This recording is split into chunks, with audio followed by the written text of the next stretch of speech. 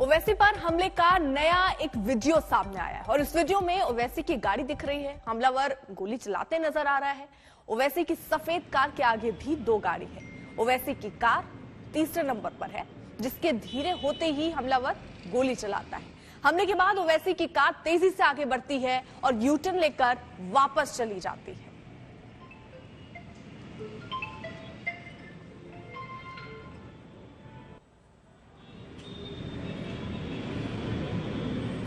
तो ये सीसीटीवी तस्वीरें सामने आई हैं, जिसमें आप देखिए ये कार आपको नजर आ रही होगी और जैसे ही धीमी होती है उसके बाद ही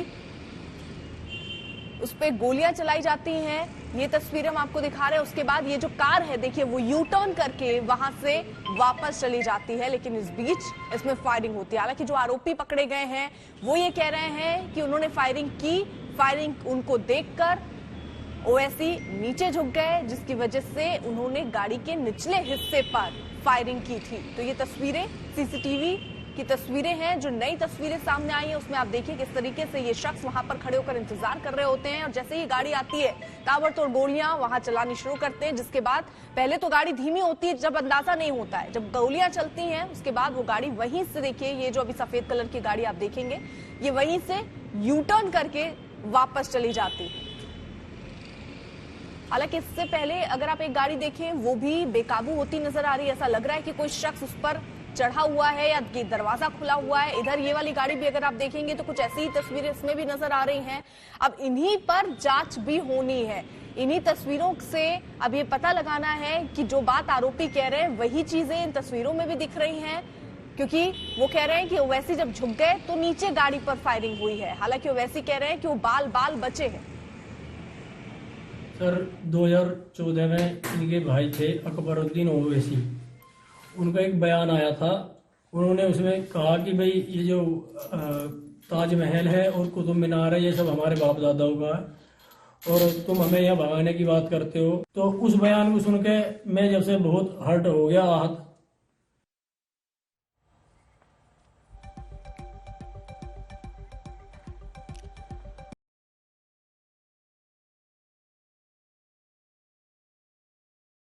कौन कौन से मुद्दे हैं जो आज संकल्प पत्र में हो सकते हैं बीजेपी के, जल्दी से आपको बता दें। किसान, रोजगार, युवा वर्ग, महिला सुरक्षा, स्वास्थ्य, सड़क और बिजली, ये मुद्दे संभावित मुद्दे ऐसे दिख रहे हैं जो आज संकल्प पत्र बीजेपी लाने वाली है यूपी के लिहाज से, उसमें ये प्रमुख हो सकते हैं मुद्दे। वहीं देखिए दिग्गजों का दाव यहां पर रहेगा जब आज ये संकल्प पत्र जारी होगा। अमित शाह होंगे गृह मंत्री, योगी आदित्यनाथ वहां पर मौजूद होंगे, धर्मेंद्र प्रधान होंगे, अनुराग ठाकुर होंगे, स्वतंत्र देव सिंह, यानी ये सारे दिग्गज उस मंच पर मौजूद होंगे जिस मंच से संकल्प पत्र की घोषणा होनी है। वहीं ये अहम मुद्दे भी हमने आपको दिखाए, संभावित मुद्दे जिस पर आज जो संकल्प पत्र आ सकता है उस पर चर्चा हो सकती है।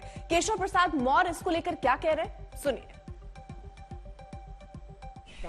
उत्तर प्रदेश में आज विधानसभा चुनाव 2022 का संकल्प पत्र भी आना है, तो वही विपक्ष भी अब बीजेपी पे कई तरीके के सवाल खड़े कर रहा है। खुद ममता बनर्जी भी हैं हमारे साथ बात करने के लिए। उत्तर प्रदेश के उप मुख्यमंत्री केशव प्रसाद मौर्य हैं।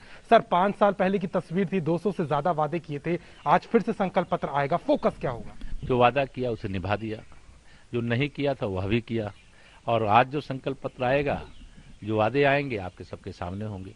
भाजपा जो कहती है वो करती है, और भाजपा का यह घोषणा पत्र नहीं, ये संकल्प पत्र है, और संकल्प जो लिया जाता है उसे पूरा किया जाता है, और वो हम पूरा किए। आपको लग रहा है सर किसानों के ऋण माफ से लेकर के रोजगार का भी मुद्दा था, रोजगार को लेकर के विपक्ष कई तरह के सवाल खड़े कर रहा है? मुद्दा विहीन है।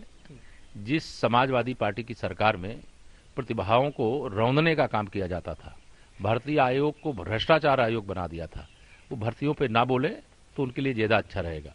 वो युवाओं के घावों को कुरेदने का काम कर रहे हैं।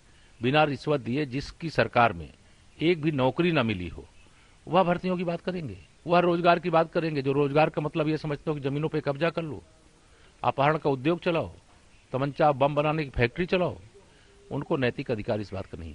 क्या अखिलेश यादव कहते हैं कि एक भी जो वादे हैं उसको पूरा नहीं कर पाई सरकार, आपके संकल्प पत्र पे सीधे तौर पे सवाल खड़ा करते हैं? नहीं, इसलिए अखिलेश यादव जी को मैं कह रहा हूं ना, वो सवाल खड़ा करने से पहले सवाल के घेरे में स्वयं है। न वह रोजगार दे सकते थे, न नौकरी दे सकते थे, न सुरक्षा दे सकते थे। उत्तर प्रदेश में रोजगार को उन्होंने छीनने का काम किया था, भर्तियों में भ्रष्टाचार करके केवल सूची पहुंचाने का शासन के माध्यम से काम किया करते थे। दंगों की फेहरिस्त बन गई थी। उत्तर प्रदेश में लाखों हेक्टेयर जमीनों पर समाजवादी पार्टी के गुंडों ने कब्जा किया था और वो कब्जा करने वाले ही इनके कार्यकर्ता थे। उनको रोजगार इसका मानते हैं क्या? रोजगार उसे माना जाता है जिसमें अपना कोई काम धंधा शुरू करे। हमारी सरकार ने शानदार काम किया है और इसलिए खुशहाली, इसलिए सपा की साइकिल पंचर थी, पंचर है, पंचर रहेगी। इसीलिए भाजपा का कमल खिला था, खिला है और इस बार 2022 में भी खिलेगा और 2024 में भी खिलेगा। ममता बनर्जी आ गई अब लखनऊ, अखिलेश यादव के साथ खड़ी हैं और उनको सपोर्ट कर रही हैं, ज्वाइंट प्रेस कॉन्फ्रेंस भी करेंगी। क्या मायना आप इसका देखते? देखिए, ममता बनर्जी जी को उत्तर प्रदेश के लोगों को उन्होंने पश्चिम बंगाल में गुंडा कहा था। पश्चिम बंगाल के अंदर दुर्गा पूजा पर प्रतिबंध लगाने का काम किया था। चुनाव के बाद कत्लेआम करवाने का काम किया था। उन्हें यूपी की जनता से वोट मांगने का कोई नैतिक अधिकार नहीं है। उन्हें तो यहां आकर के क्षमा मांगना चाहिए कि मैं पश्चिम बंगाल में सरकार बनाने के बाद वहां के लोगों की सुरक्षा नहीं कर पाई और उत्तर प्रदेश के लोगों को गुंडा कहने का मैंने पाप किया है, उस पाप के लिए मैं क्षमा मांगने आई हूं। ये बात ममता दीदी को कहनी चाहिए। टीएमसी तो कह रही है कि पूरा भरसक प्रयास करेगी कि सरकार ना बने। वो पूरा प्रयास कर ले, लेकिन उनको यहां क्षमा मांगना चाहिए जो उन्होंने पाप पश्चिम बंगाल की धरती से यूपी के लोगों को अपमानित करके किया है। हमारे लिए तो एक भारत श्रेष्ठ भारत, हमारे लिए देश के सभी प्रदेश एक जैसे हैं, लेकिन ममता दीदी के लिए कुछ अलग होगा, कांग्रेस के लिए कुछ अलग होगा, अन्य दलों के लिए कुछ अलग होगा, लेकिन भारतीय जनता पार्टी देश में और उत्तर प्रदेश में सरकार चला रही है और शानदार सरकार चलाई जिसके खिलाफ एक भी नाराजगी कहीं पर देखने को नहीं मिलती। सर, आखिरी सवाल ले रहा हूं, आज खत्म हो जाएगा प्रचार, पश्चिमी उत्तर प्रदेश के पहले चरण का चुनाव है, कोई चुनौती देख रहे हैं पहले चरण? देखिए, मैं जो समझ रहा हूं, हम जो 2017 में थे उससे अच्छा 2022 के चुनाव में कर रहे हैं। इसलिए ये कोई भी गठबंधन कर ले जो 2019 के लोकसभा चुनाव में फेल हो चुका है, 2022 में एडवांस में जनता ने फेल कर दिया है। केवल 10 मार्च की प्रतीक्षा करिए, 10 मार्च को समाजवादी पार्टी, समाप्तवादी पार्टी जनता बना देगी। शुक्रिया बात करने के लिए। उत्तर प्रदेश तो चुनाव प्रचार में आरोप प्रत्यारोप का जबरदस्त दौर चल रहा है। सीएम योगी और अखिलेश ने एक दूसरे पर निशाना साधा। ईमानदारी के साथ में बताऊं तो एक ही जगह उनका विकास दिखाई देता हुआ कब्रिस्तान की बाउंड्री में दिखाई देता है। और कब्रिस्तान की बाउंड्री का मतलब आपने देखा होगा, क्योंकि जिसको जो पसंद होता है वही तो करता है। जिनको जो पसंद होगा उनके समय में दंगे होते थे, उनके समय में फसाद होते थे, बेटियां असुरक्षित थी। मुख्यमंत्री पे धाराएं, डिप्टी सीएम पे धाराएं और सबसे ज्यादा अपराधी मामलों में जिन पे आरोप है, सबसे बड़ी सूची अगर कहीं जारी हुई तो भारतीय जनता पार्टी की। यही लोग काम करते हुए दिखाई देंगे। उस समय दोनों लड़कों की जोड़ी फिर हमेशा के लिए गायब हो जाएगी। कोई विदेश यात्रा में निकलेगा, कोई दूसरी जगह निकले, हिल स्टेशन पर जाएगा। और मैंने तो कह दिया है, आपको हिल स्टेशन में जाने की आवश्यकता नहीं। 10 मार्च के बाद मैं शिमला यही बनाने वाला हूं। बुरा है ना? तैयार है ना सभी लोग? पूरी मजबूती के साथ 10 मार्च तक यहां पर चुनाव होने 10 फरवरी को, 10 फरवरी के चुनाव के लिए तैयार हैं। लोकतंत्र बचाना है, संविधान बचाना है, उत्तर प्रदेश के भविष्य का चुनाव है। भारतीय जनता पार्टी जिस दिशा में चुनाव को ले जाना चाहती है, वो अपनी उपलब्धियां नहीं बताना चाहते हैं, वो आरोप को लगा रहे हैं। और मैंने देखा है कि जितना बड़ा भारतीय जनता पार्टी का नेता है उतना बड़ा झूठ बोल रहा है। अगर भारतीय जनता पार्टी का छोटा नेता है तो छोटा झूठ बोल रहा है, उससे बड़ा नेता है तो उससे बड़ा झूठ बोल रहा है, सबसे बड़ा नेता है तो सबसे बड़ा झूठ बोल रहा है। और जिस तरीके से भारतीय जनता पार्टी लगातार झांसा दे रही है, झगड़ा लगाने का काम कर रही है और झूठ बोल रही है, भारतीय जनता पार्टी को अपना नाम भी बदल लेना चाहिए, भाजपा की जगह भाजपा करना चाहिए। प्रधानमंत्री नरेंद्र मोदी ने कल लोकसभा में बोलते हुए कांग्रेस पर ताबड़तोड़ हमला किया। उन्होंने कई मुद्दों का जिक्र किया और कांग्रेस को घेरा। कांग्रेस को हमेशा से इन बातों से नफरत रही है। विभाजनकारी मानसिकता उनके डीएनए में घुस गई है। अंग्रेज चले गए, लेकिन बांटो और राज करो, ये नीति कांग्रेस ने अपना चरित्र बना लिया है। और इसलिए ही आज कांग्रेस टुकड़े टुकड़े गैंग की लीडर बन गई है। मुझे कभी कभी माननीय अध्यक्ष जी ये विचार आता है, उनके बयानों से, उनके कार्यक्रमों से, उनके कर्तृत्व से, जिस प्रकार से आप बोलते हैं, जिस प्रकार से मुद्दों से जुड़ते हैं, ऐसा लगता है कि आपने मन बना लिया है कि 100 साल तक सत्ता में नहीं आना है।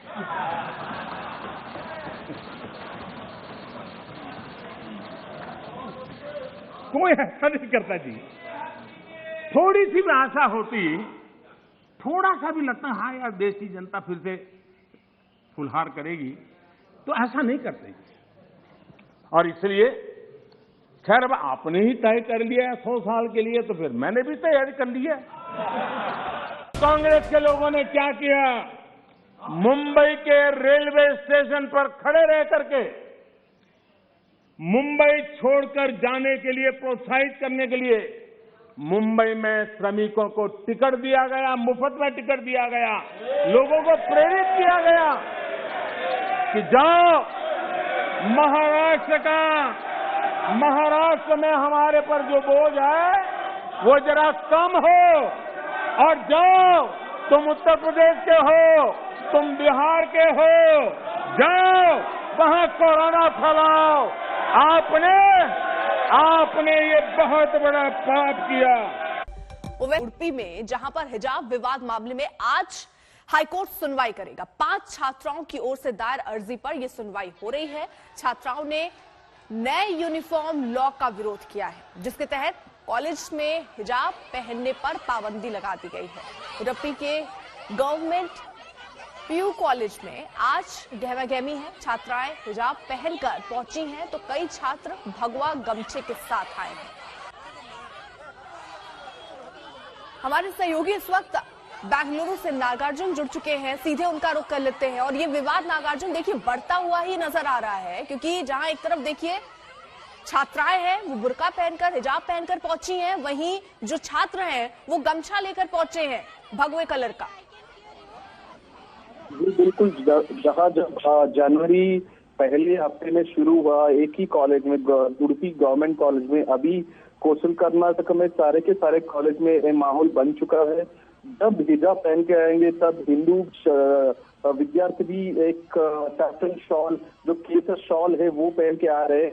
आज जो हाईकोर्ट में मामला बेंच के सामने आ रहे हैं, तब आप देख सकते एक वातावरण बिगड़ गया है पूरा कॉलेज में अभी उडुपी में, जहां 100 से ज्यादा हिंदू लड़के ने केसर शॉल पहन के आए हैं और 50 से ज्यादा मुस्लिम स्टूडेंट्स जो हिजाब पहन के आए हैं।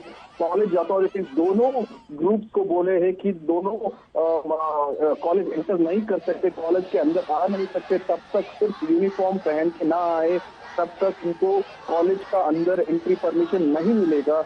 इसलिए पूरा एक माहौल बिगड़ गया है कॉलेज कैंपस के अंदर। नागार्जुन जरा बताइए कि विवाद शुरू कैसे हुआ और ये इतना बढ़ता हुआ मामला हाईकोर्ट तक देखिए पहुंचा है। हाईकोर्ट में हालांकि सुनवाई है, वो कितने बजे होगी जरा ये भी बताइएगा साथ ही साथ। हाईकोर्ट में मामला आएगा करीब 1 बजे के आसपास। 60 के मैटर नंबर 61 लिस्टेड है हाईकोर्ट कोर्ट हॉल नंबर 10 में, कर्नाटक हाईकोर्ट में। ये शुरू हुआ दिसंबर में। एक छोटा सा गांव है चिकमंगलुरु में, उधर एक 5 से 6 लड़के केसरी शॉल पहन के आए, पहले as a mark of protest करने के लिए पहन के आए। जब तक ये हिजाब नहीं उतारते हम हमारे शॉल नहीं उतारेंगे। उसके बाद एक उडुपी में शुरू हुआ, यही जैसे फॉरेस्ट फायर बोलते, हर एक कॉलेज में यही स्प्रेड होता गया। एक गवर्नमेंट कॉलेज से लेके प्राइवेट कॉलेज, पूरा कोस्टल कर्नाटक है जो कम्युनल सेंसिटिव एरिया से उधर पूरा शुरू हो गया है। उसके बाद काफी सारे जिलाओं में भी यही शुरू हुआ है, बीजापुर, धारवाड़, शिवमोगा, हासन, चिकमंगलुरु, करीब 10 जिलों में अभी ये मामला शुरू है, हिजाब वर्सेस सैफरन शॉल। बिल्कुल, और ये तस्वीरें भी देखिए सामने आ रही हैं जहां पर नकाब और भगवा का ये विवाद जो है वो गहराता हुआ नजर आ रहा है। कुछ छात्राएं हैं जो हिजाब पहनकर ही पहुंचना चाहती हैं, वहीं भगवा गमछा पहने छात्र भी तस्वीरों में आपको नजर आ रहे होंगे। ये विवाद हाईकोर्ट पर पहुंचा और हाईकोर्ट 1 बजे इस पर सुनवाई करने वाला है और शायद नागार्जुन इन्हीं स्थितियों को देखते हुए कॉलेज में ये बड़ा फैसला लिया गया होगा कि अब एक यूनिफॉर्म कर दिया जाए ताकि हर शख्स यानी हर बच्चा, हर छात्र वो यूनिफॉर्म पहन कर आए। उसमें भी इन्हें आपत्ति है? नहीं, काफी सारे कॉलेज जो जहां मामला बिगड़ गए उधर ऑलरेडी यूनिफॉर्म कंपलसरी है, फिर भी ये मामला चालू है। फर्स्ट क्या हुआ, वो मुस्लिम स्टूडेंट्स हिजाब पहन के आ रहे थे एज अ काउंटर प्रोटेस्ट। जो हिंदू लड़के हैं वो बोल रहे हैं यूनिफॉर्म में हिजाब का एक यूनिफॉर्म हिजाब नहीं है। अगर कॉलेज के क्लासरूम के अंदर अगर आके बैठने पढ़ाई करना है तो हिजाब नहीं पहन सकते। एक कॉलेज के यूनिफॉर्म के रूल्स के अगेंस्ट है और खिलाफ है, इसलिए वो प्रोटेस्ट कर रहे हैं।